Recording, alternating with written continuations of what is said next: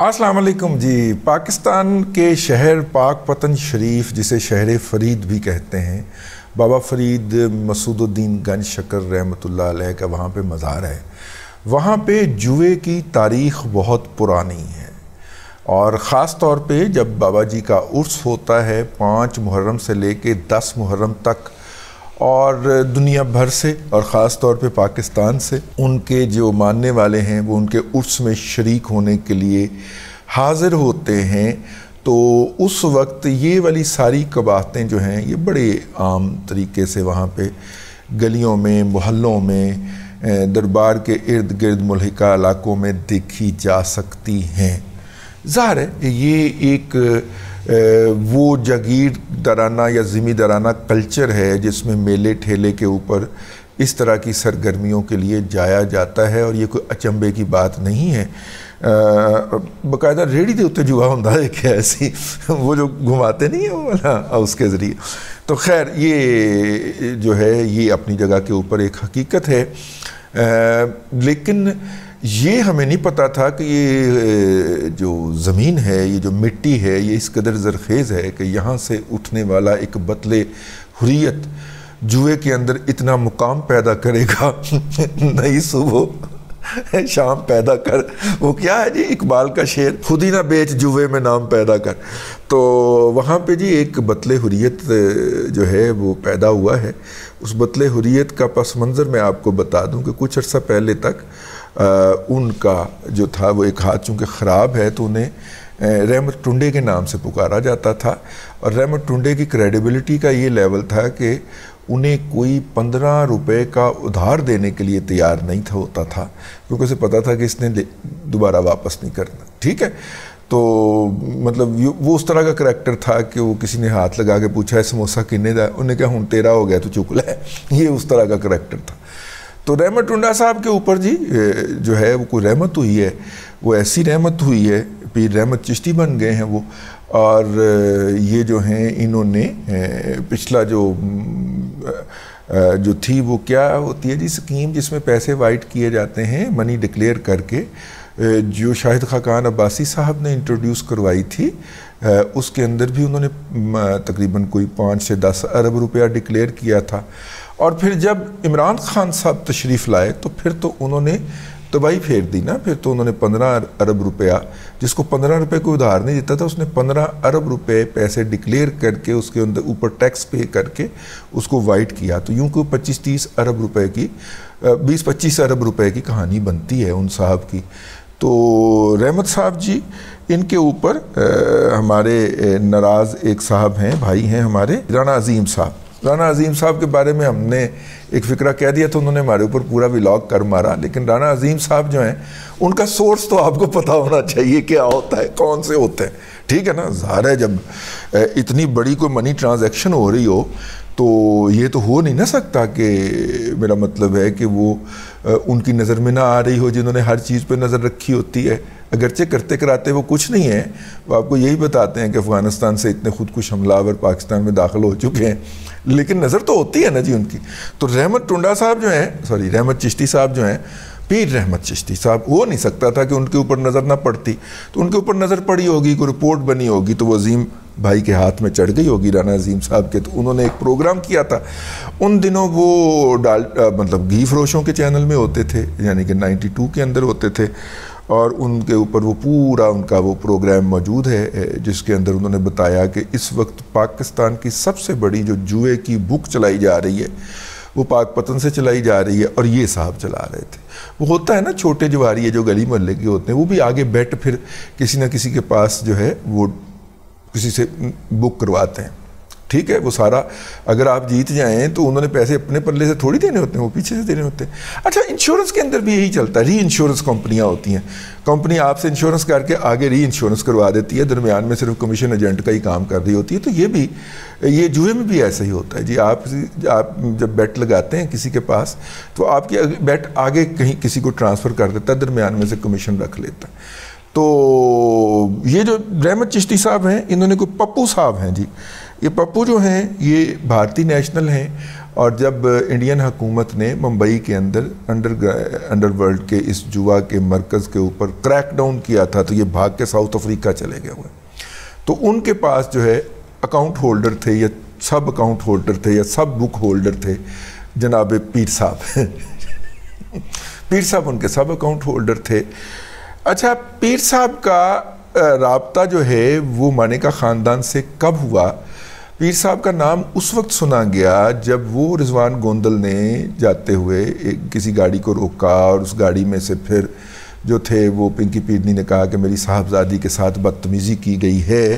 ان کی صاحبزادی جو کہ بہو ہیں عطا فرید مانیکا صاحب کی اور ان کے صاحبزادے حیات مانیکا صاحب کی صاحبزادی ہیں، جنہوں نے پیش ہو کے کہہ دیا کہ جی وہ میری بیگم تو وہاں پہ نہیں تھی، وہ تو گھر میں موجود تھی. لیکن کیس بن گیا، رضوان گوندل کو رگڑا ملنا تھا، مل گیا. آج کل میرے خیال رضوان گوندل سنا ہے رحیم یار خان ہوتے ہیں. ٹھیک ہے، رحیم یار خان کا جو ڈی پی او ہوتا ہے اس نے ارب پتی ہو کے وہاں سے نکلنا ہوتا ہے، تو ہو سکتا ہے ان کو انعام کے طور پہ وہاں پہ تقرر کیا گیا ہو. لیکن گندم کی فصل کے بعد تو پھر ارب پتی نہیں بنا جا سکتا. گندم کی فصل کے دوران رحیم یار خان کے ڈی پی او نے ارب پتی ہونا ہوتا ہے جب اس نے کچے کے ڈاکوؤں کے خلاف آپریشن کرنا ہوتا ہے. اور کچے کے ڈاکوؤں کے خلاف ہمیشہ آپریشن ہوگا جب گندم کی فصل تیار ہوگی. یہ آپ نے میری بات لکھ کے رکھ لینی ہے کہیں دل کے نہا خانے کے اندر، کیونکہ پھر ساتھ میں ہارویسٹر جاتے ہیں اور جن کو ڈاکو کہہ کے مارا جاتا ہے، ہوتے بھی ہوں گے وہ، لیکن ان کی پوری گندم کی فصل جو ہے وہ سمیٹ کے لے آئی جاتی ہے اور پولیس حکام اور پھر ایڈمنسٹریشن کے حکام اس سے مستفید ہوتے ہیں. اور مجھے ایک ایسے ڈی پی او نے بتایا، بعد میں وہ ڈی آئی جی بن گئے بلکہ آج کل آئی جی ہیں، جن کی وہاں پہ مسلسل تقرری رہی اور انہوں نے اس بات کا اعتراف فرمایا ایک دن ایک نجی گفتگو کے اندر میرے ساتھ کہ ہاں ایسا ہی ہوتا ہے. میں نے کہا میرے پاس کچھ ایسی اطلاعات ہیں. انہوں نے کہا بالکل 100% ایسا ہی ہوتا ہے. اور انہوں نے کہا کہ ہمیشہ آپریشن گندم کی ہارویسٹنگ کے دنوں میں ہی کیوں ہوتا ہے. میں نے کہا ہاں یہ تو ہے. خیر جناب، وہ جب پکڑی گئی تھیں وہ خاتون وہاں پہ، یا ان کے ساتھ مبینہ بدتمیزی کا جو واقعہ ہوا جس کو رضوان گوندل کو پھر بھگتنا پڑا، وہاں پہ پھر اس معاملے کو ختم کرنے کے لیے ایک سالس کا تقرر ہوا. تو پہلی دفعہ مجھے پیر رحمت چشتی صاحب کا نام جب سنائی دیا تو میں نے وہاں پہ فون کر کے اپنے سورس سے کہا، میں کہ یہ کیڑا پیر رحمت چشتی جنپ ہے چشتیاں دے وچ؟ انہوں نے کہا وہ رحمت ٹنڈا نہیں ہوندا سی. میں کہا ہاں یہ تہاڈا بیڑا ترج. وہ اتنا معزز ہو گیا کہ تمہیں پتہ ہی نہیں ہے. آپ کو پاک پتن چھوڑے 40 سال ہو گئے، تو ان 40 سالوں کے اندر بہت بڑی کایا پلٹ گئی ہوئی ہے. تو خیر وہ جناب اللہ آپ کا بھلا کرے. اور رحمت چشتی صاحب جو ہیں وہ جوا ساؤتھ افریقہ، پپو یار تنگ نہ کر، بڑے ڈاڈے کام لگے پپو یار کے پاس. ٹھیک ہے، تو اس میں جب آپ نے بیٹ کرنی ہوتی ہے، ایک تو سافٹ ویئر کے ذریعے ہوتی ہے بیٹنگ ہوتی ہے، جس کے آپ مشہوریاں دیکھتے ہیں 1x بیٹ، وہ 110 بیٹ ہے. ٹھیک ہے، بیسیکلی 1 کا 10 بنا، وہ آپ کے ٹی وی کے اوپر اشتہار بھی چلتا ہے بھائی، تو وہ والا ہوتا ہے. تو 110 بیٹ کے پاکستان کے اندر نمائندے رحمت ٹنڈا پیر رحمت چشتی صاحب، سمجھ گئے نا آپ. تو اب انہوں نے جب بیٹ اٹھائی، پاکستان سے بیٹس اٹھائیں اور آگے ٹرانسفر کرنے کے لیے فون کیا، تو پپو نے کہا کہ الٹے ہاتھ کا تھپڑ ماروں گا بھائی. کون سی بیٹ؟ میں نے کہا بھائی ہم نے آپ کے پاس 65 کروڑ روپیہ سیکیورٹی کے طور پہ رکھوایا ہوا ہے. اس نے کہا کون سا 65 کروڑ روپیہ؟ وہ لے گئیں وہ خاتون. ہے رحمت ٹنڈے کا منہ کھلے کا کھلا رہ گیا. انہوں نے کہا وہ کب ہوا؟ انہوں نے کہا دیکھو آپ نے انہی کے ذریعے بھجوایا تھا ہمیں، تو وہ لے گئیں. آپ کو پتہ ہے وہ خاتون کون تھی؟ مبینہ طور پہ اس وقت کہا جا رہا ہے کہ وہ فرح جمیل گجر المعروف گوگی جو تھیں، ان کے ذریعے انہوں نے وہ پیسے جو تھے وہ پپو کو بھجوائے تھے. اور یہاں سے تو وہ جو نجی جیٹ پہ بیٹھ کے جایا کرتی تھیں اسی جیٹ میں گئی تھیں. دبئی سے آگے پھر انہوں نے ٹرانسفر کر دیے ہوں گے، ہم یہ اسیوم کر لیتے ہیں. تو وہ جب انہوں نے ڈیلیور کیے تھے تو انہوں نے جا کے کہا ہوگا کہ پیسے واپس دے دیں. تو وہ جب دبئی میں مقیم تھیں تو وہ ویلی نہیں بیٹھی، انہوں نے وہاں پہ بھی واردات ڈالی ہے اور وہاں پہ انہوں نے بیٹھ کے جو ہے وہ پیسے جو تھے اس سے وڈرا کیے. مالٹا جاتے ہوئے وہ ساتھ لے کے گئی ہیں. ہماری جو اطلاع ہے، کیونکہ یہ اطلاع پھوٹی ہے پاک پتن سے، اور پاک پتن میں وہ اس وقت جو ہے رحمت ٹنڈا جو ہے وہ باقاعدہ گالیاں دے رہا ہے، اتنے اتنے بڑے پھکڑ تول رہا ہے، کیونکہ پچھلے 3 یا 4 میچز جس پہ اس نے جوا کروانا تھا اس پہ وہ جوا اس لیے نہیں کروا پایا پاکستان کے اندر، جہاں تک اس بک کی رسائی ہے۔ پاکستان میں 2 بکس چلتی ہیں، ایک رحمت کی ہے، پیر رحمت چشتی صاحب کی ہے، ایک اور ہے۔ تو پیر رحمت چشتی صاحب اس بات کے اوپر بہت دکھی ہیں کہ بزنس خراب کر دیا، پیسے آپ نے لینے تھے آپ ویسے مانگ لیتے، اتنے تو ہم نے ایک میچ سے نکال لینے تھے، لیکن آپ نے جو ہے وہ ہمارے ساتھ دھوکہ کیا ہے۔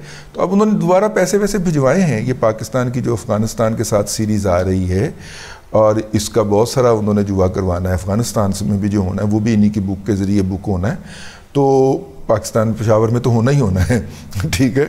اور اس کے بعد پھر جو ورلڈ کپ ایشیا کپ آ رہا ہے آگے، اس پہ بھی جو ہونا ہے وہ بھی انہی کی بک کے ذریعے ہونا ہے۔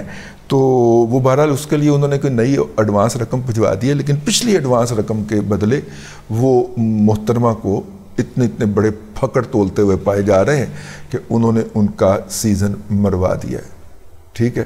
دیکھو کہاں کی باتیں کہاں پہ جڑ رہی ہیں۔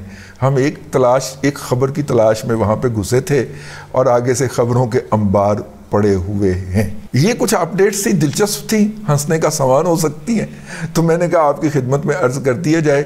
گجرانوالہ میں اس کی جان کو جی مگنولیا کے الاٹیز رو رہے ہیں، جو جی مگنولیا کے نام کے اوپر ہاؤسنگ سکیم کے نام کے اوپر موصوفہ نے فراڈ فرمایا ہوا ہے۔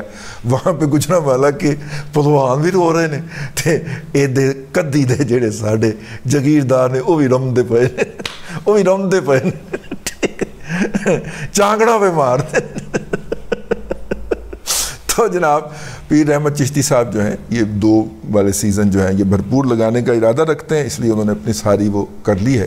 تو رانا عظیم صاحب کے بقول کہ وہ پاکستان کی سب سے بڑی بک ہے اور اس وقت وہ پاکستان کے اندر سے ہونے والا بیشتر جوا اس کے ذریعے راؤٹ کرتا ہے، تو 10% ان کا کمیشن ہے، 2.5% یہ پپو بھائی کو دے دیتے ہیں آگے، جو کہ ان کا وہاں پہ ہینڈلر ہے ساؤتھ افریقہ میں بیٹھا ہوا۔